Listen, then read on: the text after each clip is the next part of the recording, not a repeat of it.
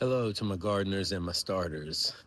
I'm excited to share with you something very simple, an imperfect video from the garden, but just as encouragement about patience and simplicity.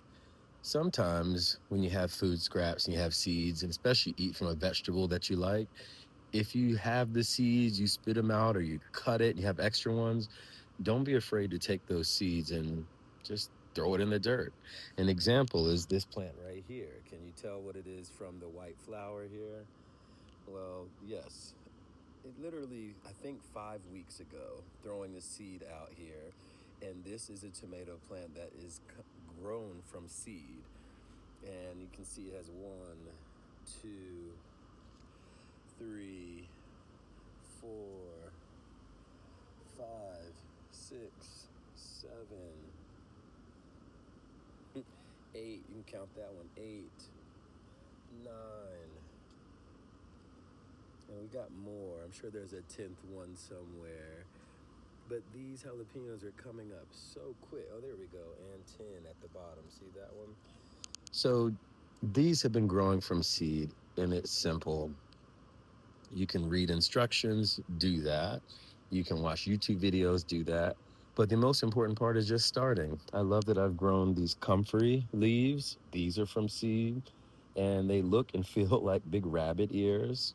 You should look up what comfrey does. I'm not here to educate you, but I can guide you and direct you to your own homework and research, which is a lot more fun. So much more fun. And yeah, I'm just really excited. This deal came from seed, and you see the flowers here. Well, also now, these are already going to seed as well. So I'm going to harvest those seeds in just a moment. This basil has come up from seed. Excited about that. This basil in there has grown up from seed. I'm having maybe too much fun, but all as encouragement. Also, look, other little jalapeno plants coming up from seed. And it's not always perfect. Look, transplanted a rosemary plant that probably the soil stays a little too wet. It gets a little too damp. So this one's going away.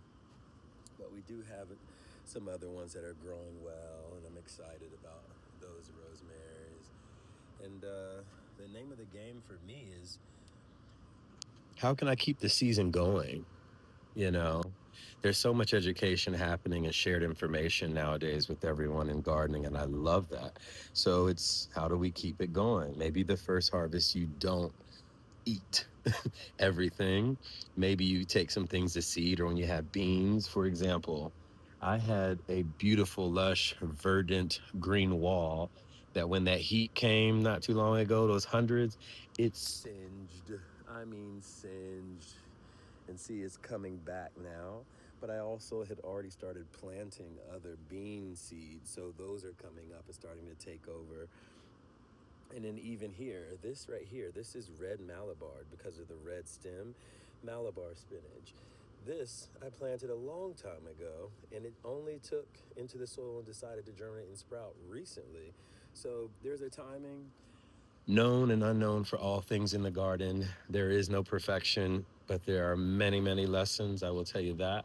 And many of those lessons can be applicable to our lives, which is also helpful to have something that you're stewarding and growing naturally can also reflect back some lessons that may be of use to you in your life with whatever you're going on when you're in a season that feels dormant and trusting that it will not stay dormant forever and that sometimes we need rest, restoration, sometimes we need pruning. I came out here recently and pruned a whole bunch of collard leaves from this collard tree. I'm claiming it to be a collard tree because I want so many collard leaves. We're doing good, but I want more. I want more. So sometimes pruning to get rid of, to create more space, to redirect nutrients to go in the direction where we want growth to go and to be experienced. So much I'm learning, and I've been learning in this garden for this being year 4. And then so much of it is just being able to cultivate a space that is green, that can be encouraging. And there are rules to everything. Some things you don't have to follow all the rules, I will say. for example. I'm sure no one would suggest moving a mature plant, but if you see it's not doing well or it could do better somewhere, because I'm using containers, I can move it. So I successfully moved this Tuscan kale, Jacinto kale, dinosaur tail, to this location, and she's doing beautifully and looking wonderful, excited. This one also is doing well, and I'm excited. And I moved this baby one that really has been here for a long time, and it was over here in the brush. I call it the brush. I'm letting some of this go to seed. There's arugula in here that I'm pulling out.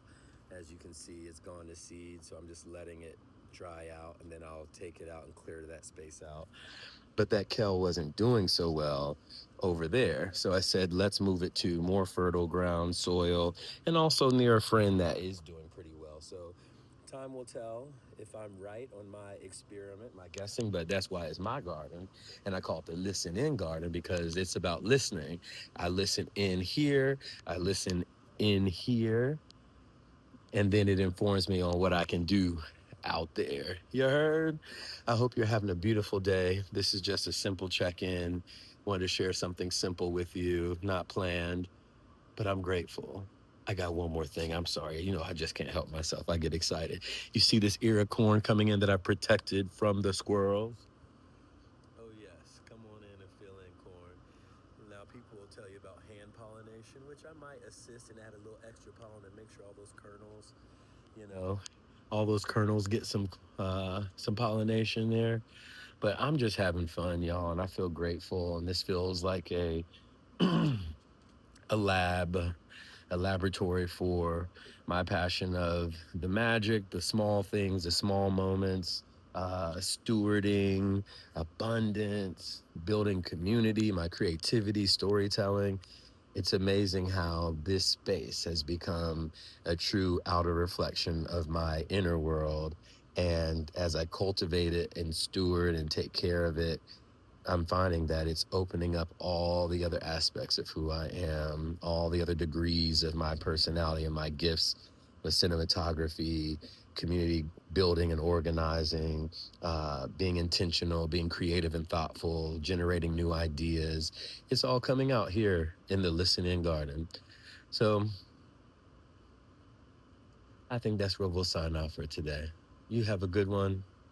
Let's turn my boom mic down. Excuse me. Can we turn the boom mic down? Okay, thank you. Thank you so much. All right.